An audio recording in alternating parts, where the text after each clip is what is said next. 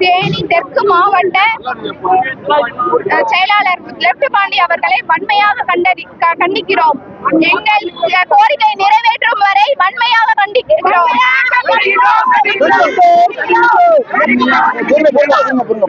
எங்களோட கோரிக்கை என்னன்னா, நாங்க 3 வருஷமா கம்பம் நகரத்துல வேட்பாளர் சுபாஷ் சந்தர் அவர்களுக்காக மட்டும்தான் வேலை பார்த்திருக்கோம்.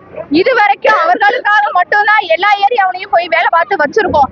தேர்தலுக்கு இன்னும் 20 நாள் 25 நாள் இருக்கிற நிலையில நாங்க போய் புது முகத்தை எப்படி அறிமுகப்படுத்த முடியும்? நாங்க இவ்வளவு நாள் நாங்க வேலை பார்த்ததுக்கு அர்த்தம் என்ன? அடிப்படை உறுப்பினர் கூட கிடையாதவர் கழக நிர்வாகி என்று எப்படி நிர்வகிக்கப்படலாம்? அப்ப நாங்களா யாரு? அடிப்படை உறுப்பினர் நாங்க யாரு? இதுக்கு வன்மையா கண்டிக்கிறோம். நாங்க